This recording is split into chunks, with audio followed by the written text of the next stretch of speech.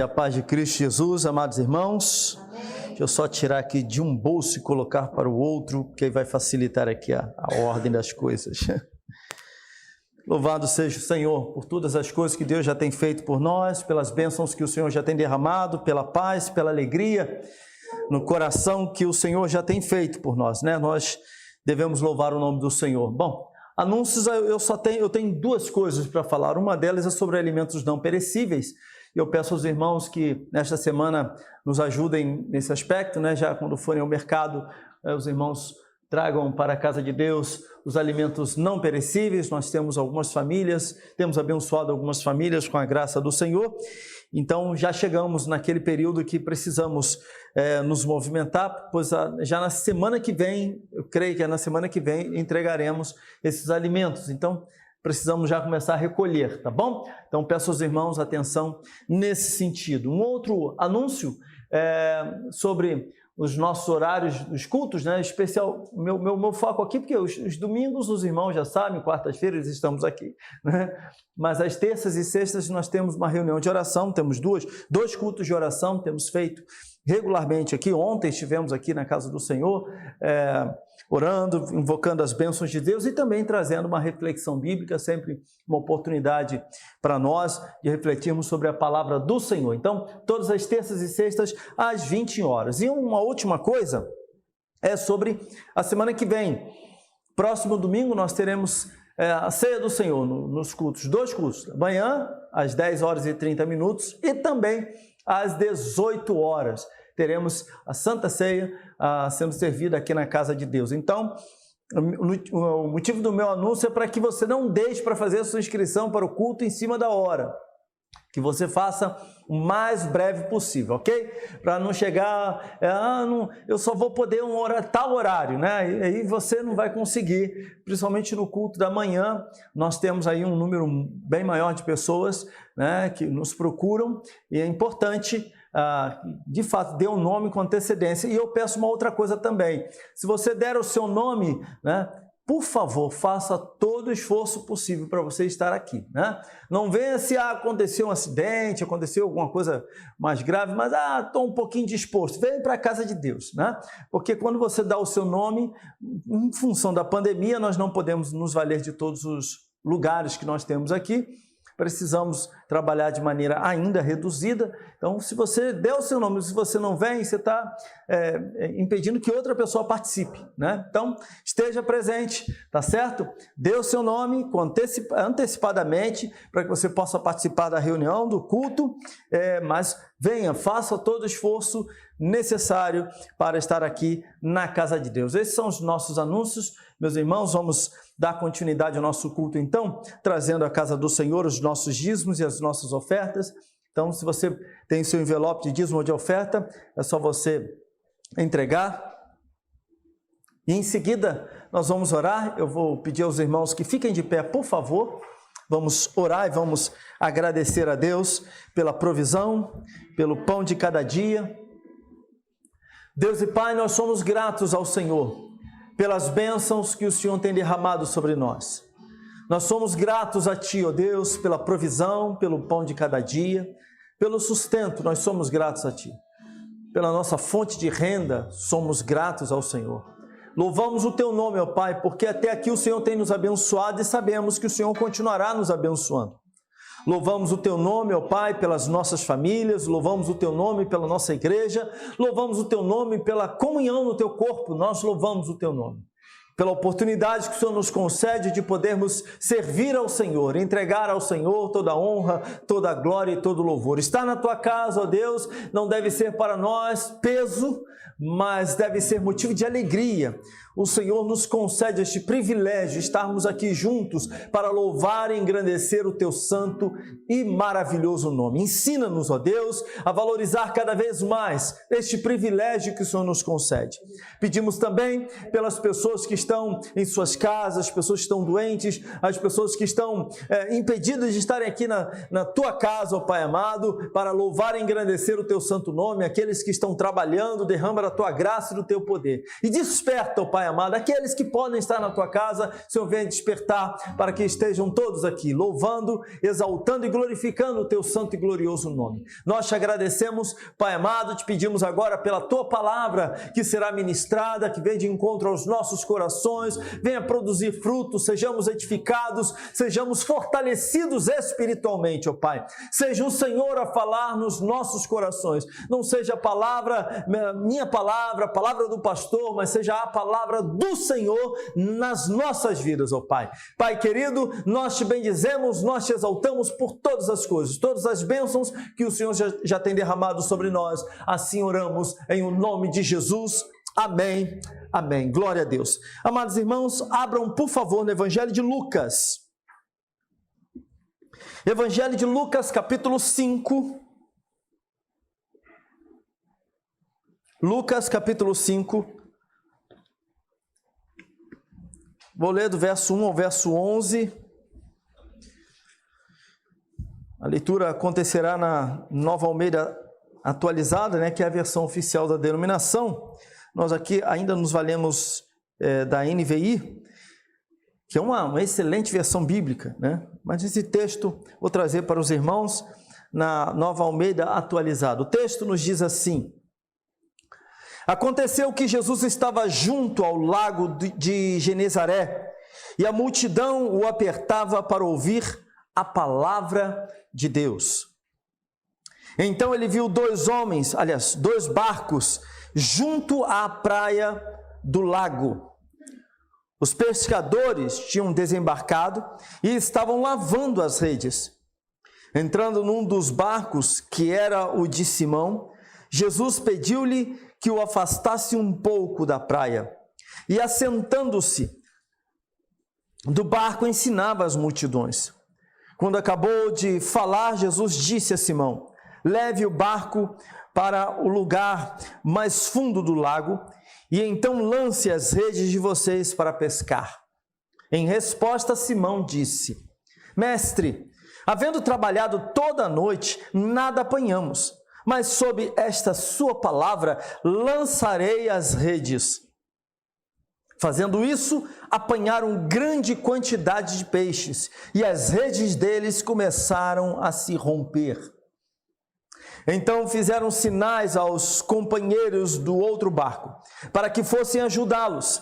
E foram e encheram ambos os barcos, a ponto de quase afundarem. Vendo isto, Simão Pedro prostrou-se aos pés de Jesus, dizendo: Senhor, afaste-se de mim, porque sou pecador. Pois à vista da pesca que fizeram, a admiração se apoderou dele e de todos os seus companheiros, bem como de Tiago e João, filhos de Zebedeu, que eram seus sócios. Então Jesus disse a Simão: não tenha medo, de agora em diante você será pescador de gente. E arrastando eles os barcos para a praia, deixaram tudo deixando tudo, o seguiram. Louvado seja o nome do Senhor pela sua palavra. Os irmãos podem sentar, por favor. Meus irmãos, nos versos de 1 a 26 do texto que nós temos aqui, nós lemos até o verso 11, mas quando lemos até o verso 26, nós vemos aqui um trio de milagres.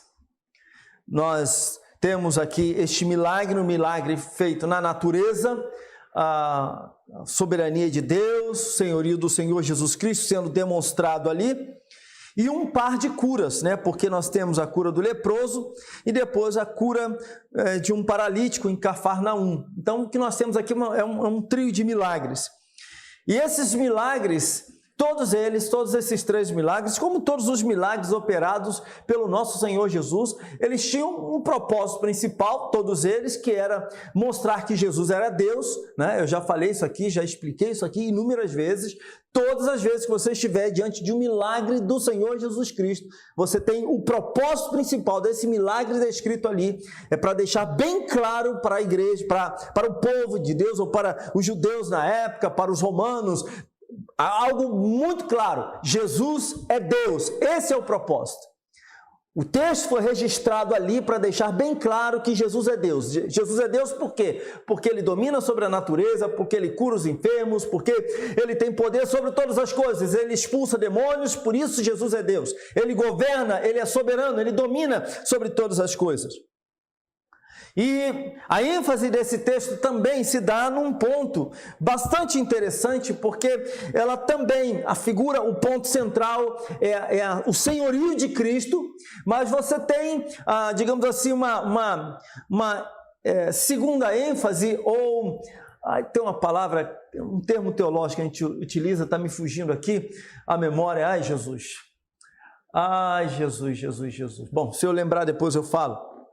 Mas o segundo aspecto aqui é o chamado de Pedro para o discipulado com o Senhor Jesus, assim como também de Tiago e João. Mas sobretudo Pedro, porque nós percebemos que nessa caminhada, nesse início, há uma ênfase aqui na vida do apóstolo, no caso aqui, do próprio Pedro.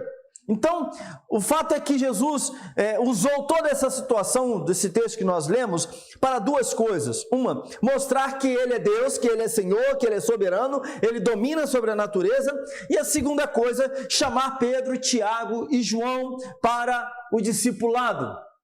Ele o faz, ele se estabelece ali, ele chama esses discípulos, eles largam tudo para seguir ao Senhor Jesus Cristo. Isso para nós deve chamar a nossa atenção, deve provocar em nós algo, né? Porque todas as vezes que o Senhor Jesus chama um homem, chama uma mulher, Ele chama e essa pessoa precisa deixar tudo. Eu não estou falando para você abandonar o seu trabalho, esse não é o ponto. Não estou falando para você deixar as coisas que você precisa fazer como indivíduo nesse mundo, mas estou falando que há necessidade de um abandono da velha vida, daquilo que você fazia antes, para agora viver de acordo com a vontade do Senhor. E aqui, algumas lições, eu quero deixar uma delas com os irmãos, são 3 delas, né? 3 lições. A primeira, o que nós temos aqui, é que essa pesca maravilhosa, ela é precedida por digamos assim, um fracasso. No verso 2 e no verso 5 também, mas sobretudo no verso 2 diz assim: então ele viu 2 barcos, olhem isso, então ele viu 2 barcos junto à praia do lago. Os pescadores tinham desembarcado e estavam lavando as redes. Essas redes aqui, quando fala as redes, porque não era apenas uma rede, eles utilizavam nesse período, eram 3 redes, né? Faziam uma malha e eles jogavam essas 3 redes. Por isso está falando que estavam lavando as redes, porque na verdade poderia ser uma rede, mas cada rede naquela época eram 3 malhas, uma atrás da outra. E eles estavam ali lavando, né? Lavando essas redes como todo pescador faz, né? Você vai pegar aí quem vai para alto mar pescar, né? Os profissionais, eles voltam lá, quando retornam, eles precisam lavar equipamento. Se você mesmo for pescar, resolver ir ali para a Urca, né?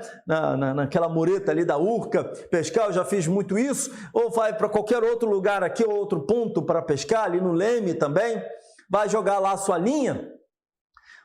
Quando você acabar a pesca, uma das coisas que você vai ter que fazer, ou lá na hora, ou em casa, é lavar o seu equipamento. Senão você vai perder o equipamento muito rapidamente, né?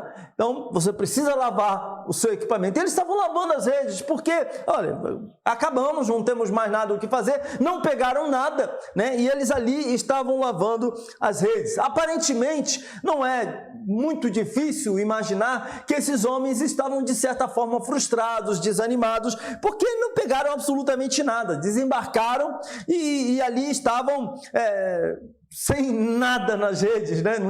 Não conseguiram pegar nada. E quantas vezes, meus irmãos, na nossa vida também, nós nos vemos fracassando em diversas áreas.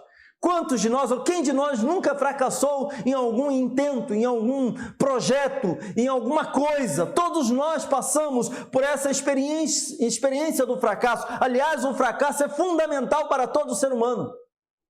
Quem não aprendeu a conviver e a viver com um fracasso por algum tempo, essa pessoa não está preparada para a vida, para grandes empreendimentos. O fracasso faz bem para nós. Por quê? Porque tira a gente do mundo da lua. Porque coloca a gente na real, mostra pra gente quem a gente é. Dia desse eu estava conversando com um amigo meu, ele estava falando que uma pessoa passou por uma entrevista de emprego e perguntaram para ela, como é que você se vê, né? O que você poderia dizer de si mesmo? E a pessoa disse, um rapaz disse, eu sou incrível. Né?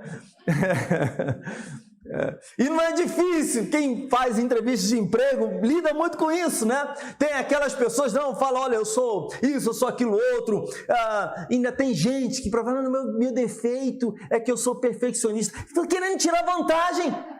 Isso não rola, gente. Se você fala um negócio desse, o camarada já bota um ponto negativo ali, porque essa história é velha. Né? Mas a verdade é que o fracasso faz a gente olhar para a gente mesmo, para dentro do próprio coração e enxergar os defeitos, os problemas, as inabilidades, as insuficiências, as imperfeições. Faz a gente enxergar que a gente não é tudo aquilo que a gente, de repente, em algum momento achou que era. E esses homens tiveram que lidar com o fracasso, certamente, eles já haviam pescado antes e também já haviam passado por alguma coisa semelhante. De entrar no mar e voltar sem nada. Sem nada, sem poder botar o pão de cada dia em casa. Mas lidar com o fracasso, lidar com a frustração não é fácil. Não é fácil, apesar de todos nós lidarmos com isso. Me parece que todas as vezes que nós fracassamos, a gente tem a sensação de que é a primeira vez que a gente fracassou. Porque afeta demais, machuca o coração. Mas antes da maior pesca da vida desses homens, eles experimentaram o fracasso, eles tiveram que lidar com o fracasso. A segunda coisa que eu quero ressaltar aqui com os irmãos está nos versos 4 a 7. Verso 4 a 7 diz assim, quando acabou de falar, Jesus disse a Simão, leve o barco para o lugar mais fundo do lago e então lance as redes para vocês, as redes de vocês para pescar. Em resposta, Simão disse, notem isso, mestre, havendo trabalhado toda a noite, nada apanhamos, mas sobre esta sua palavra lançarei as redes. Fazendo isso, apanharam grande quantidade de peixes e as redes deles começaram a se romper. Então fizeram sinais aos companheiros do outro barco para que fossem ajudá-los e foram e encheram ambos os barcos a ponto de quase afundá-los. É interessante porque a segunda coisa aqui é que nós vemos Pedro agindo de acordo com a palavra de Cristo. Ele age de acordo com aquilo que ele recebe do Senhor Jesus. Pedro era um homem experiente, Pedro era um pescador experiente e ele havia trabalhado a noite inteira, não conseguiu pegar absolutamente nada. E aqui, meus irmãos, nós vemos o senhorio de Cristo. Nós vemos que esse senhorio do Senhor Jesus não foi afirmado sobre o ponto mais fraco de Pedro, ou sobre uma área que ele não dominava, mas o senhorio de Cristo foi afirmado sobre o ponto mais forte da vida de Pedro, ou seja, a sua vida profissional, aquilo que ele mais entendia. Cristo Jesus confrontou Pedro, o ego de Pedro foi confrontado no ponto mais forte dele. Se havia alguma coisa que Pedro sabia fazer, era pescar. Ele era um pescador profissional. Alguém já chegou para você para dizer para você que você tem que fazer um negócio e sendo que você já sabe de tudo aquilo, você é expert em tal coisa, aí chega um leigo, alguém que se acha tal, não, deve se proceder dessa forma, aí você olha para a cara da pessoa, chegou ontem, cara, né? Chegou ontem, o que você está... A pessoa não sabe nada. Eu chegar para um mecânico de automóvel, o camarada está acostumado a lidar com aquilo, lida com aquilo todos os dias. Você chega com um carro perto dele, liga o carro, o cara só faz isso aqui, ó. Ah, o teu problema está na válvula tal. Não é assim mesmo? É assim. Aí você chega, mas você não acha? Aí o camarada... né? E o que nós vemos o Senhor Jesus fazer aqui, meus irmãos? Pense comigo. Um pescador profissional recebendo ordens de um leigo para que lance as redes mais uma vez, só que em más condições. E por que mais condições? Fora da hora de pesca. O que ele já havia tentado e não havia conseguido em boas condições. Que boas condições? No horário que se devia pescar. Então, o que nós temos aqui nesse texto é o orgulho de Pedro sendo confrontado. O Senhor Jesus afirmando o seu senhorio, né, sendo afirmado o senhorio de Cristo no ponto mais forte de Pedro. E nós vemos que Pedro não se baseou, portanto, nas circunstâncias. Ele nem confiou na sua própria experiência. Ele tinha uma experiência, ele sabia, ele era um profissional, ele foi para mar adentro, voltou e não conseguiu pescar, mas aí aparece Jesus e diz para ele, olha, faça isso, entre no mar, lance agora as suas redes. Pedro obedeceu ao Senhor Jesus.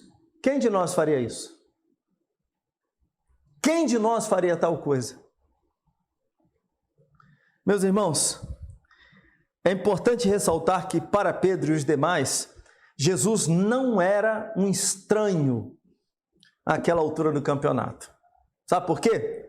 Se os irmãos virarem umas paginazinhas, ou talvez uma página, primeiro, capítulo 4, versos 31 e 32.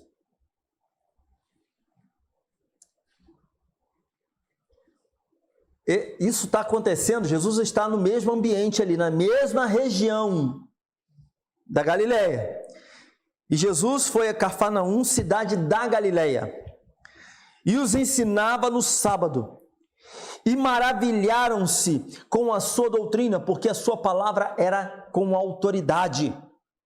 E apareceu na sinagoga um homem possuído de um espírito de demônio imundo, o qual gritou em alta voz, né? E o texto continua. A primeira coisa que nós temos aqui, o primeiro ponto, é que Jesus, ele estava deixando as pessoas maravilhadas com a doutrina, com o ensino dele, com a autoridade dele. Ele não falava como os homens, os rabis daquela época, os mestres daquela época. Havia algo diferente na mensagem de Jesus, na transmissão da mensagem de Jesus. Esse algo diferente não era o seu mero conhecimento, mas era a sua autoridade.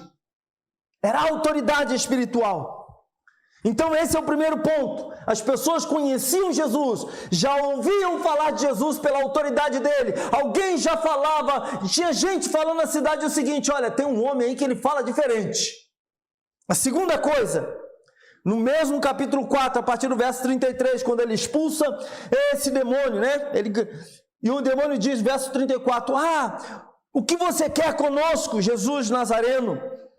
Você veio para nos destruir, sei muito bem quem você é, o Santo de Deus. E veja que mais adiante, mas Jesus o repreendeu dizendo, cale-se e saia desse homem. O demônio, depois de o ter jogado no chão no meio de todos, saiu daquele homem sem lhe fazer mal. Todos ficaram admirados e comentavam entre si, que palavra é esta? Pois com autoridade e poder ele ordena aos espíritos imundos e eles saem. E a fama de Jesus se espalhava por todos os lugares daquela região. Segundo ponto, o primeiro era a maneira, a autoridade de Jesus sendo vista quando ele ensinava, chamava a atenção de todo mundo, deixava as pessoas maravilhadas. O segundo aspecto é o fato de ele expulsar um espírito maligno. Isso não era visto na sua época, não era comum na sua época. O que ficava muito claro aqui que a autoridade do Senhor Jesus era algo fora do normal, era incomum demais, e as pessoas ficavam perplexas com tudo aquilo. E um terceiro aspecto está nos versos 38 e 39. Deixando a sinagoga, Jesus foi para a casa de Simão. A sogra de Simão estava doente, com febre muito alta, e pediram a Jesus em favor dela. E inclinando-se para ela, Jesus repreendeu a febre e esta a deixou. Imediatamente ela se levantou e passou a servi-los. Não vou fazer a piadinha aqui de sogra, que se eu tivesse no lugar de Pedro, não ora não, Senhor, deixa estar. Nada disso, a minha sogra é gente boa demais, né? Alguns talvez dissessem, deixa, Senhor, não, talvez seja o momento de o Senhor levá-la. A minha sogra, graças a Deus, uma bênção do Senhor. Se ela estiver me ouvindo, não, sogrinha, Deus te abençoe grandemente, né? Mas que é uma tentação, né? Para esse momento aqui, as pessoas falarem um negócio desse é uma tentação. Mas notem então que Jesus não era uma pessoa desconhecida.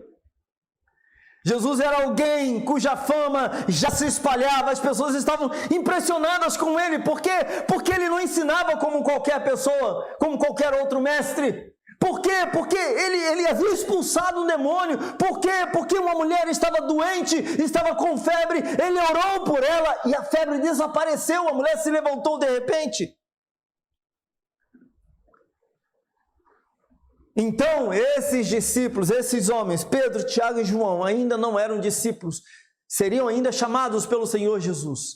Então, eles já tinham ouvido alguma coisa a respeito do Senhor Jesus, quando Cristo Jesus disse para eles, olha, vão lá, lancem as redes. Pedro fica maravilhado. Meus irmãos, semelhantemente a eles, nós também já vimos a mão de Deus agindo na nossa vida. Cristo Jesus pedir algo a nós, você está diante da palavra de Deus, você ouvir a voz do Senhor, por vezes sentado aqui na igreja, Deus misericordiosamente usando a minha vida, Ele tocando no seu coração, falando com você, é uma experiência que você já teve com o Senhor, pois Ele já tocou na sua vida, Ele já falou com você, você já teve experiências com Ele. Então nós também já vimos Deus agir. Cristo já se revelou a nós, Ele tem mostrado os seus feitos maravilhosos a nós. Aliás, as Escrituras Sagradas, nós temos as Escrituras Sagradas, as provas desse amor e desse agir de Deus, está aqui. E se Deus nos pede, como duvidar da palavra de Cristo?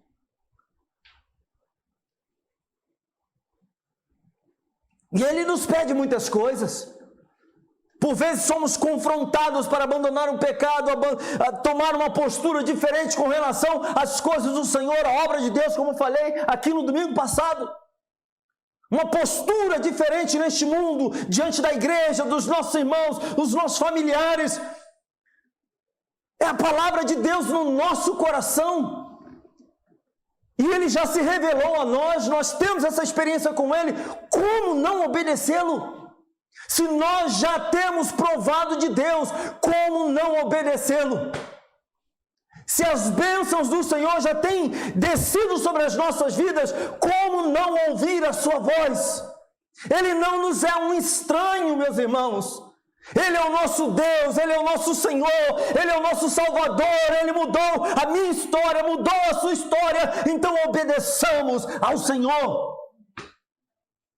Não há dúvidas que o melhor caminho é o caminho estabelecido pelo próprio Cristo.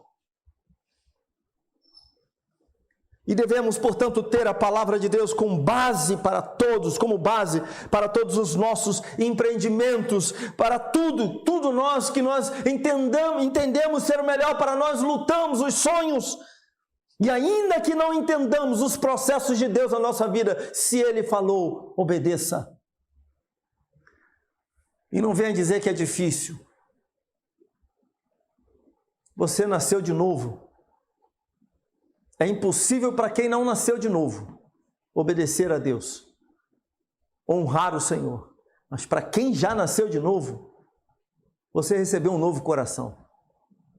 Você foi regenerado. Em outras palavras, capacitado para andar em obediência. Você foi transformado no seu coração, a sua natureza foi mudada. E hoje você pode bater a porta na cara do pecado, na cara de Satanás. Você pode. Por quê? Porque você recebeu a autoridade da parte de Deus para isso. Você foi capacitado para tal coisa. Mas também aqui o fato que a obediência de Pedro à palavra de Jesus trouxe para ele resultados, para ele e para os outros discípulos. O resultado foi a pesca maravilhosa. Eles obedeceram e receberam, tiveram o resultado da obediência. E é assim na minha vida e na sua vida. Obedeça e você verá os frutos dessa obediência. Ande com Cristo, faça a vontade dele, e você vai ver a mão do Senhor sobre a sua vida. Mas uma terceira coisa aqui, nos versos de 8 a 10. Acompanhem comigo.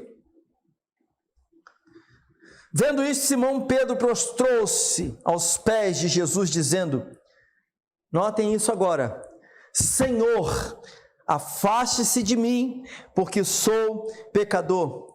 Pois à vista da pesca que fizeram, a admiração se apoderou dele e de todos os seus companheiros, bem como de Tiago e João, filhos de Zebedeu, que eram seus sócios. Então Jesus disse a Simão, não tenha medo, de agora em diante você será pescador de gente. Vamos ler até o verso 11. E arrastando eles os barcos para a praia, deixando tudo, o seguiram. O que é que nós temos aqui? Toda essa situação, todo milagre, um milagre operado pelo Senhor Jesus, todo aquele contexto levou Pedro a se prostrar diante do Senhor Jesus Cristo. Pedro prostrou-se aos pés de Jesus, reconhecendo, a santidade de Cristo, a pureza de Cristo, o poder de Cristo. No verso 8 ele vai dizer, Senhor, afaste-se de mim, porque sou pecador. Seus irmãos, quando nós lemos o verso 5, nós vemos que a resposta de Simão Pedro para Jesus, Mestre, havendo trabalhado toda a noite, nada apanhamos, mas sobre esta sua palavra lançarei as redes. No verso 5 ele chama Jesus de Mestre. Aqui no verso 8, ele se volta para Jesus e chama Jesus de Senhor. No grego, Kyrios. Notem que há uma mudança aqui. Mestre, ele poderia se referir a qualquer outro judeu que fosse mestre na sinagoga, que ensinasse. E havia muitos mestres naquela época. E, aliás, cada mestre tinha também os seus discípulos. Mas o tom de Pedro mudou. Antes de lançar as redes, ele até obedece, mas ele chama Jesus de mestre. Mas agora, a palavra que ele dirige a Jesus é outra, é Senhor. É interessante que quando nós lemos em Isaías, profeta Isaías, capítulo 6, verso 5, Isaías, por ocasião do seu chamado, notem que semelhança, Isaías no capítulo 6 está sendo chamado para ser profeta, e aqui em Lucas capítulo 5, nós vemos Pedro também sendo chamado agora para ser discípulo, né? Sendo preparado para posteriormente ser apóstolo do Senhor Jesus Cristo.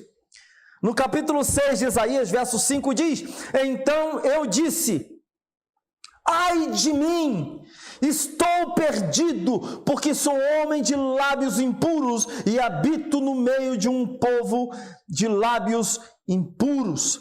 E os meus olhos viram o Rei, o Senhor dos exércitos.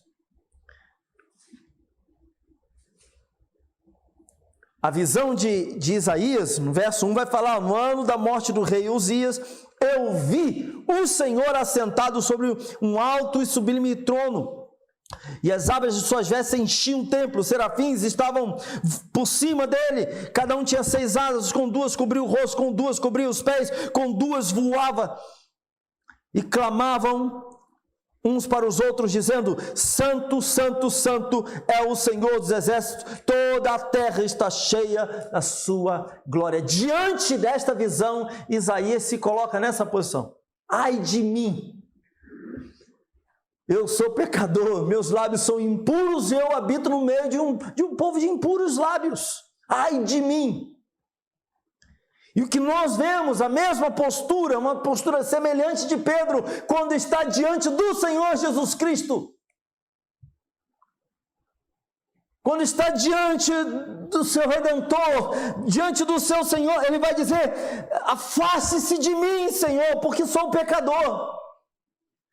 A postura é a mesma, é de reverência, de profunda consciência do seu estado, da sua vida, e também consciência de quem está diante dele, que ele é Senhor.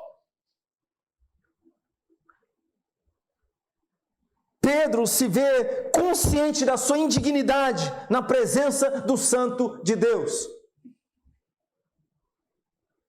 E é interessante, porque o reconhecimento da culpa e indignidade não afasta um homem de Deus, pelo contrário.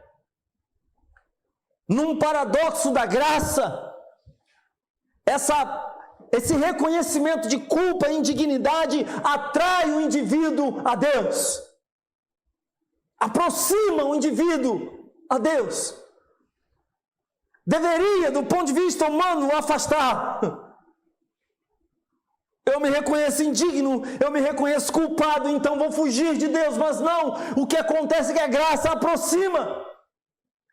E esses que chegam a esse entendimento, que tem essa consciência de que são pecadores, indignos, que não merecem a graça do Senhor, esses estão diante do Santo de Deus.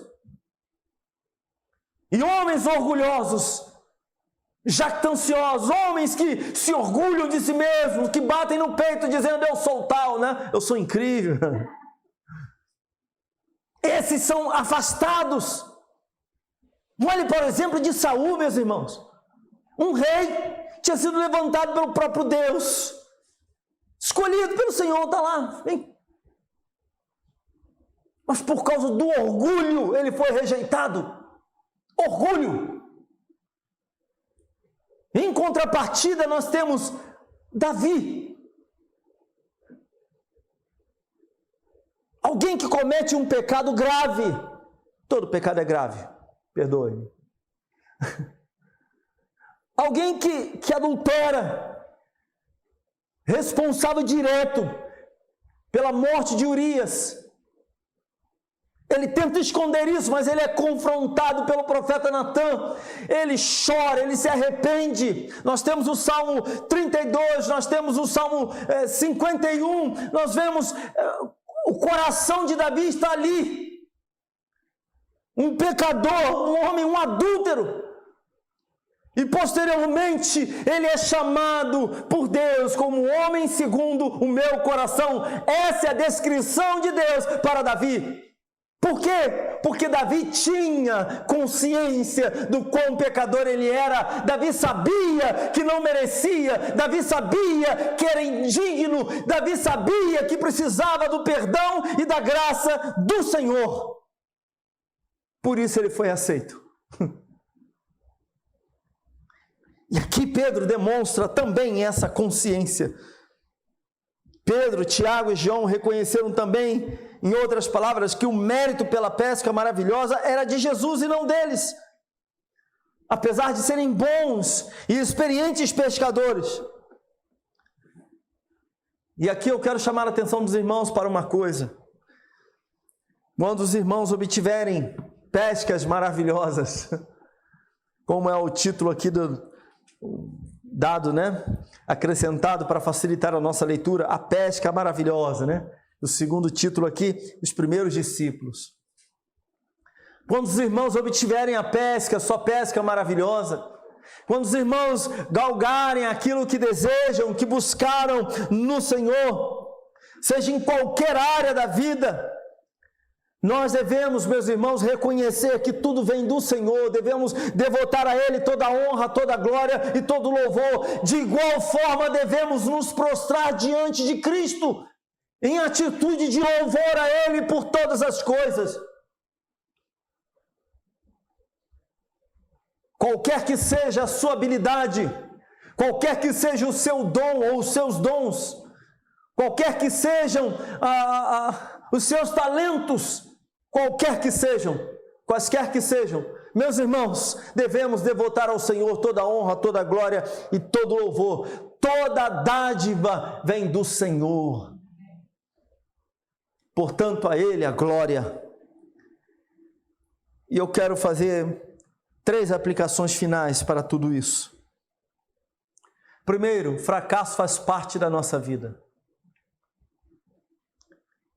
O fracasso faz parte da nossa vida. No fracasso nós aprendemos. No fracasso nós nos humilhamos. No fracasso nós olhamos para dentro de nós mesmos. No fracasso nós entendemos que nós não somos os tais e que dependemos da graça do Senhor. Percebemos que, por melhores que sejamos, por mais profissionais que sejamos, ainda assim, nós precisamos da graça do Senhor. E sempre falharemos em algum momento. Precisamos de milagres do Senhor, dependemos dEle. No fracasso, nós chegamos a esta conclusão. Senhor, eu preciso de um milagre. Quantas e quantas vezes já não nos deparamos em situações assim? Senhor, precisamos de um milagre. Não é? É isso. Então o fracasso faz parte da nossa vida. Mas nós não vamos sempre fracassar porque o Senhor vai operar a sua graça, o seu favor para conosco. Em algum momento Ele agirá. Nós nos sentiremos frustrados, nós nos sentiremos abatidos, mas o Senhor virá. O Senhor virá. Ele sempre vem. Não vem na hora que a gente estipula. O relógio de Deus é diferente do meu e do seu. Mas Ele vem na hora que Ele tem que vir. Por quê? Porque Ele sabe o quanto nós precisamos, por vezes, do fracasso. Porque Ele sabe o quanto nós precisamos que o nosso coração seja tratado. Segunda aplicação que eu quero trazer para os irmãos. Que nós devemos buscar agir de acordo com a palavra de Cristo.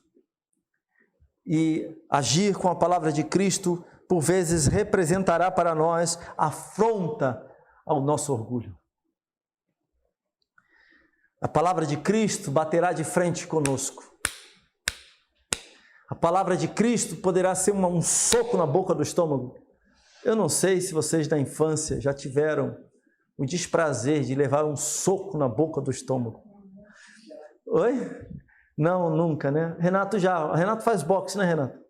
Deus que me perdoe um dia arrumar confusão com você. Né? Grande e boxeador. Como é que fica um negócio desse? Mas Renato deve saber o que é um soco na boca do estômago. Eu acho que aqui os rapazes, os meninos na infância, pelo menos na minha época, a chapa esquentava. Toda semana tinha alguma confusão na rua. Mas dói. E a palavra de Cristo nos incomoda. A palavra de Cristo nos consola, nos conforta, nos alegra, nos renova, nos dá esperança. Mas a palavra de Cristo também nos fere. Retalha o nosso coração. Diz para mim e para você que a gente é falho demais. A palavra de Cristo corta a gente. Essa palavra incomoda o ego da gente. Incomoda o interior da gente. Cristo vai pedir para você coisas que você não gostaria de fazer. Aliás, a palavra de Deus está recheada de mensagens, de ordens da parte do Senhor, difíceis de serem cumpridas do ponto de vista humano, mas que nós, sendo capacitados pelo Senhor, alcançados pela graça de Deus, nós podemos colocar em prática. Dou 2 exemplos. Pedir perdão para alguém pode significar uma coisa difícil, né?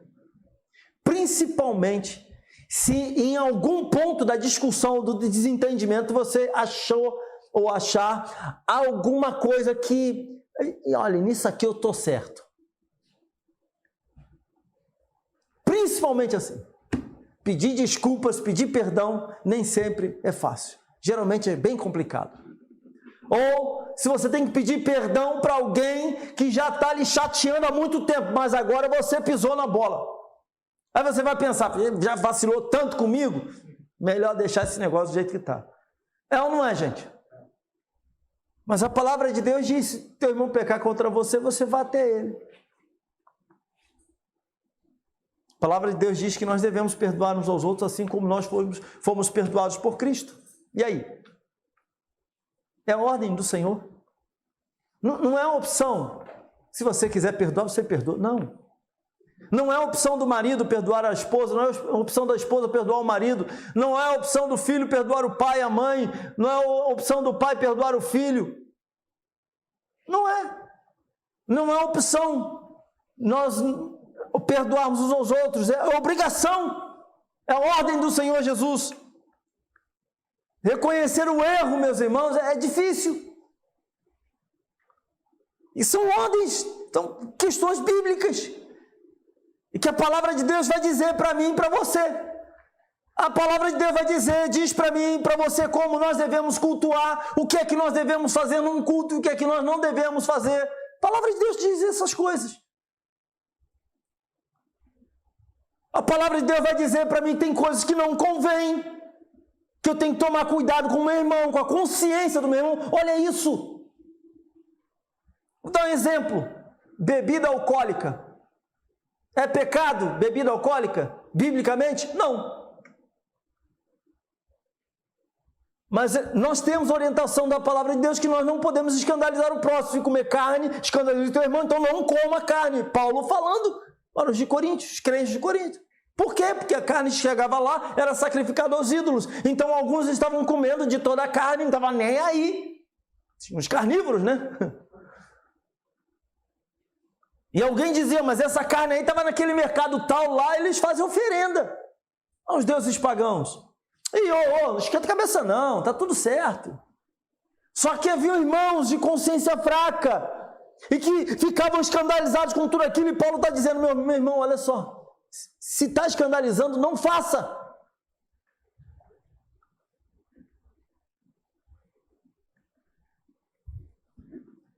Não incomoda um pouquinho?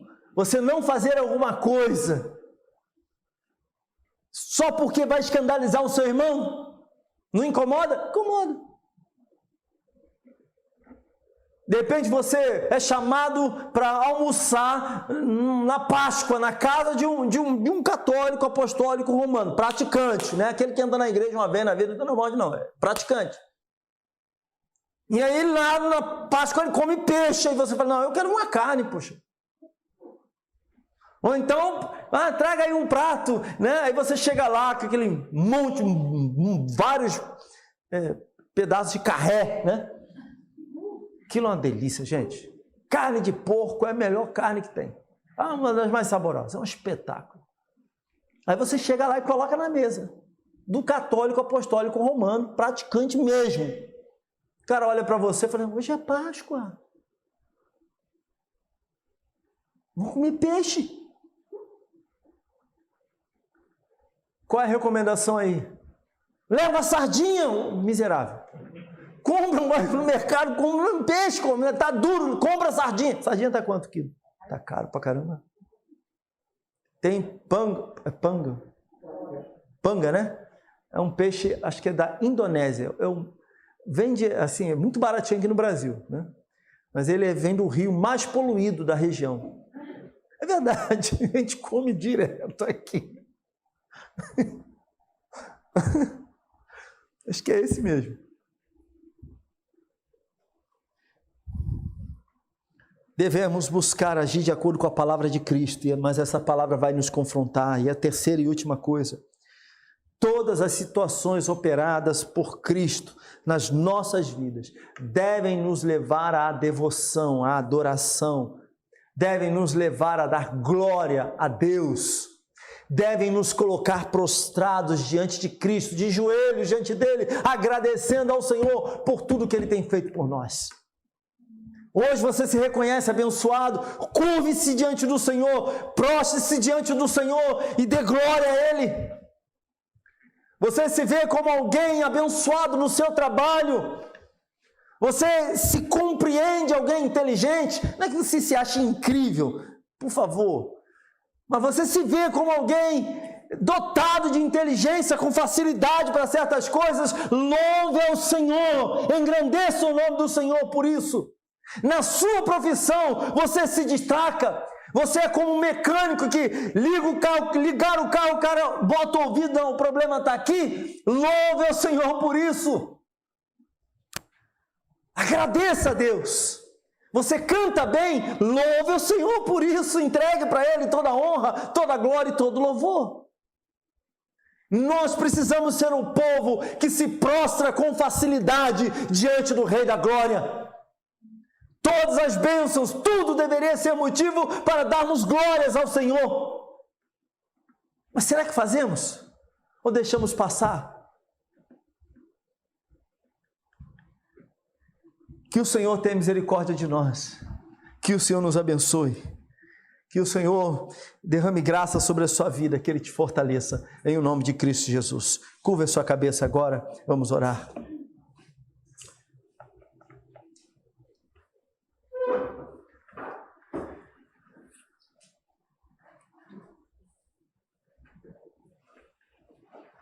Vamos orar.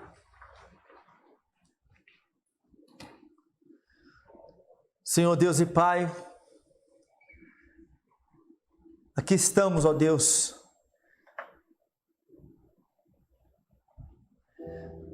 ajuda-nos, ó Pai, nas vezes que, nos momentos mais difíceis da nossa vida, quando nos percebemos fracassados. Tenha misericórdia de nós, ó Deus, pois não poucas vezes, nos vemos assim, fracassados, frustrados com aquelas coisas que tentamos, que lutamos, batalhamos, mas não conseguimos realizar. Tenha misericórdia de nós, ó Deus, nesses momentos em que nós desanimamos porque fracassamos, porque não fomos bem-sucedidos. Ajuda-nos. Mas ajuda-nos também, ó Pai, para que possamos agir a cada dia de acordo com a Tua Palavra. Essa Tua Palavra, ó Pai amado, que nos abençoa tanto, que nos fortalece, que nos alegra, que nos renova espiritualmente, que é lâmpada para os nossos pés e luz para os nossos caminhos, que nos aponta a direção em que nós devemos andar, caminhar, que nos leva à santidade, que nos aperfeiçoa, que nos mostra o erro, o pecado, mas também uma palavra que por vezes afronta o nosso próprio coração, pois ela esmaga o nosso ego. Muitas vezes a Tua Palavra, ó Deus, ela é peremptoriamente contrária à nossa vontade, ao nosso coração. Ela diz para nós exatamente aquilo que nós não queremos ouvir. A Tua Palavra não massageia o nosso ego, pelo contrário. Então, ó Deus amado, ajuda-nos para que venhamos colocar em prática a Tua Palavra na nossa vida e possamos agir de acordo com ela. Busquemos a Tua Palavra, Senhor, ajuda-nos nisso. E ajuda-nos também, Pai, para que com facilidade venhamos nos curvar diante do Senhor, assim como Pedro se curvou, se prostrou diante do Senhor. Ele chamou Senhor, Senhor. Em o nome de Cristo Jesus, nós assim oramos. Amém. Amém. Fiquemos de pé. Glória ao nome do Senhor Jesus Cristo.